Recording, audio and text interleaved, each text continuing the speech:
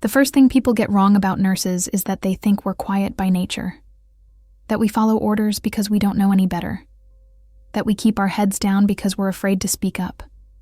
That day taught me how dangerous that assumption really is.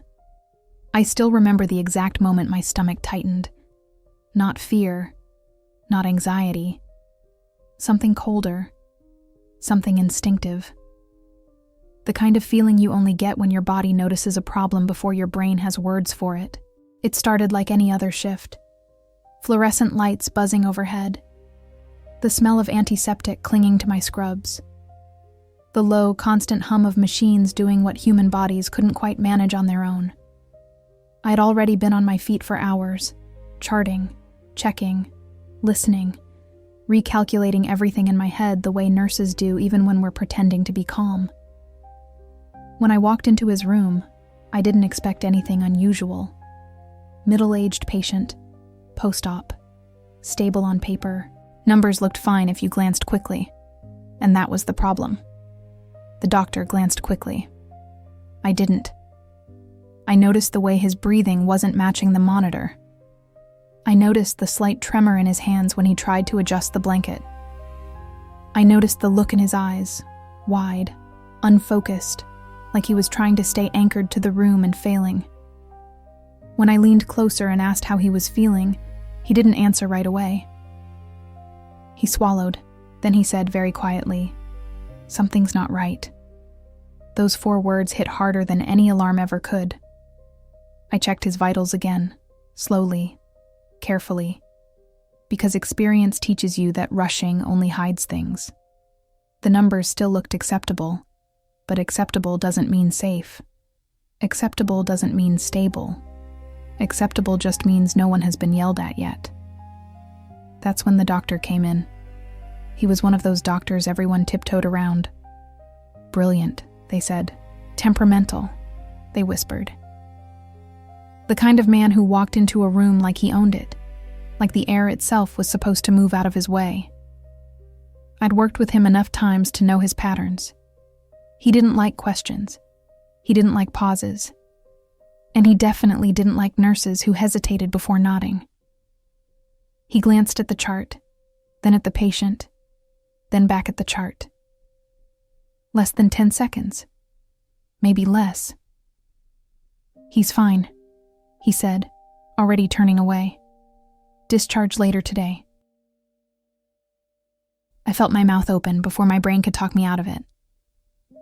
I'm not comfortable with that. The room went quiet in a way that felt unnatural.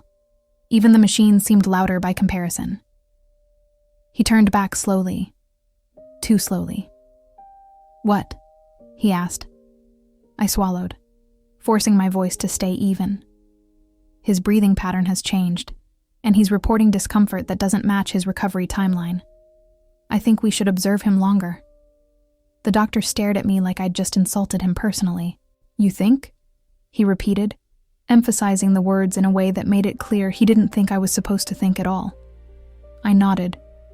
"Yes, I do." That's when I realized something important. Doctors don't lose control all at once. They lose it in layers. The first layer was disbelief. He actually laughed. Not a friendly laugh. The kind that makes your skin crawl.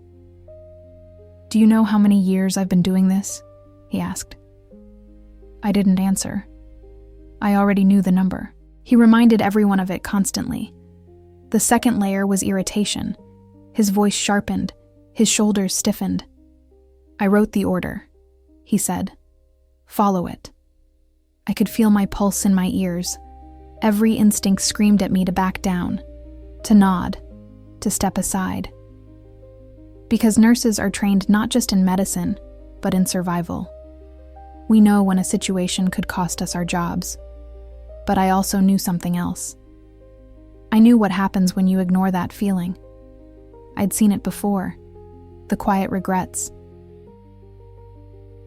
The chart notes written after the fact. The sentences that start with, "in hindsight." So I didn't move. "I need you to reassess him," I said. "Please." The word "please" didn't soften it. It made it worse. His face flushed. The third layer, ego, was cracking. "Are you questioning my judgment?" he snapped. I took a breath, slow, measured. "I'm advocating for my patient." That was the moment the power shifted, not in my favor, but out of his control. His voice rose, not shouting yet, but loud enough that people outside the room started paying attention. "You're out of line," he said. "You don't get to override medical decisions." I kept my eyes on him. "I'm not overriding. I'm raising a concern. There's a difference." And we both knew it. That's when he lost the room. He stepped closer to me, invading my space, trying to use physical presence the way some people use volume. His voice was sharp now, edges fraying.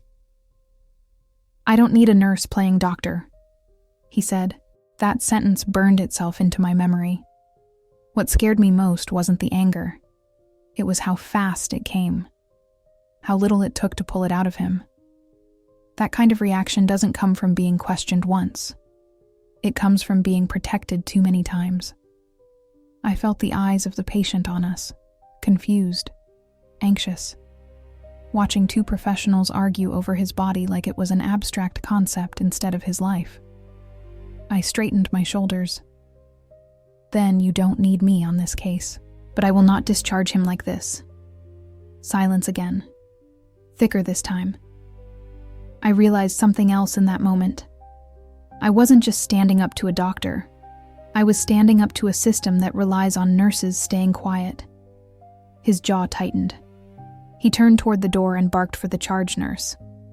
When she arrived, he launched into a version of events that made me sound emotional, inexperienced, difficult. I recognized the tactic instantly. Discredit the messenger, and you don't have to address the message. But the charge nurse knew me. She'd worked beside me during nights that blurred into mornings. She'd seen me catch things others missed. She didn't interrupt him. She just listened. When he finished, she looked at me. "What did you observe?" I explained. Calmly, clearly, without embellishment. Just facts, patterns, concerns. The doctor scoffed. "This is ridiculous." That's when the charge nurse did something I didn't expect. She asked the patient how he felt. He looked between us and said, "I don't feel safe going home." Those words landed heavier than anything I could have said. The doctor's face changed again. Not anger this time. Calculation. He realized he was losing control of the narrative. He ordered additional tests with a sharpness that felt like punishment rather than care. Then he left the room without another word to me. My hands were shaking by the time I stepped into the hallway. Adrenaline has a way of showing up late, like it waits until you're alone to let you feel it. I leaned against the wall and closed my eyes for just a second. What scared me wasn't retaliation. I'd already accepted that possibility. What scared me was how close we'd come to sending someone home because questioning authority made someone uncomfortable. The results came back slower than I wanted. Every minute stretched. Every glance at the clock felt personal. When the doctor returned, he didn't look at me right away. He studied the chart longer this time. Too long. Something was wrong. I could tell by the way his posture shifted, by the way his fingers tightened around the pages. He cleared his throat. "We'll be keeping him overnight." No apology, no acknowledgement, just a quiet adjustment, like the earlier explosion hadn't happened. I didn't say anything. I didn't need to. Later that shift, I overheard him in the hallway, complaining, saying nurses were getting too bold. That phrase stuck with me. Too bold. As if protecting someone's well-being was an act of rebellion. I went home exhausted in a way sleep doesn't fix. My body was tired, but my mind kept replaying the scene. The way his voice rose. The way he tried to shrink me with words. The way the system almost backed him without question. When I closed my eyes, I saw the patient's face. The relief when he heard he wasn't leaving. The trust in his voice when he said thank you. That's when it hit me. This wasn't just about one doctor losing control. It was about how fragile authority becomes when it's built on silence instead of collaboration. I knew the story wasn't over. I could feel it. Because when someone like that loses control once, they don't forget it. And neither do the people who witnessed it. The next time I saw him, he didn't raise his voice. That was almost worse. He walked past the nurse's station like I wasn't there. No eye contact, no acknowledgement. Just silence, sharp and deliberate. I'd learned over the years that some people use anger to dominate, and others use indifference to punish. He'd switch strategies. I kept working. That's something nursing teaches you early on. No matter what's happening emotionally, the work doesn't stop. Bodies still need care. Medications still need to be given. Someone is always waiting for help, even when your own hands are shaking. The patient stayed overnight, then another night. His condition didn't spiral dramatically. There was no cinematic moment, no sudden chaos. Instead, it was something quieter, something more uncomfortable for people who prefer clean narratives. He was unstable in small ways, subtle ways. The kind of ways that don't look impressive on a chart but matter deeply when you're the one lying in the bed. Adjustments were made. Monitoring was extended. And slowly, carefully, things shifted in the right direction. If he'd gone home that day, no one could say for certain what would have happened. And that's the point most people miss. Healthcare isn't about certainty. It's about probability, risk, patterns. Judgment built from thousands of tiny observations that never make headlines. A few days later, I was called into a meeting. I knew what it was before I even sat down. The room was small, too small. Administrative neutral colors on the walls. A table that felt more like a barrier than furniture. The doctor was already there, arms crossed, expression unreadable. HR sat between us like a referee pretending not to have a favorite. They asked me to walk through the incident. That word again. Incident. Like it was a spill to be cleaned up, not a moment that revealed something structural. I spoke the same way I always do when I know the truth is enough. Calm, precise. No emotional language, just what I observed, what I said, and why. The doctor interrupted more than once. She overstepped. She was insubordinate. She undermined authority. Each accusation landed flat, heavy with entitlement. When it was his turn to speak uninterrupted, he framed the situation like this. A nurse who didn't know her place, creating unnecessary tension, delaying care. I waited. When he finished, one of the administrators asked a question that surprised me. "Doctor, can you explain why the patient ended up staying 3 additional days?" He hesitated. That pause told me everything. He gave a vague answer about precautionary measures. He didn't mention that those measures only happened after someone pushed back. He didn't mention that his initial plan had changed. I didn't say anything. I didn't need to. The meeting ended with no real consequences. Not for him. Not for me. Which, in some ways, was the most honest outcome. Systems rarely punish authority directly. They just take notes and hope patterns don't become scandals. But something changed anyway. Not officially. Not on paper. People started asking me questions more openly. Younger nurses lingered at the station longer, watching how I handled things.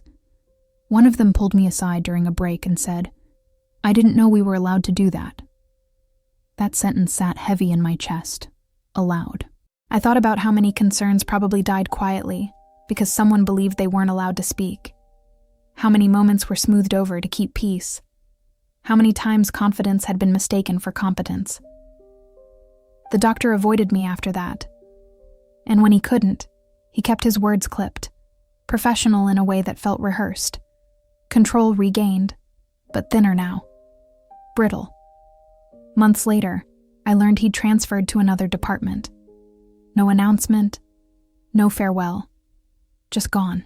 People speculated quietly, but no one said much out loud. They rarely do. I still think about that day more often than I'd like to admit. Not because I'm proud of myself. Pride isn't the feeling. If anything, it's unease. Because I know how close I came to doing what was expected instead of what was right.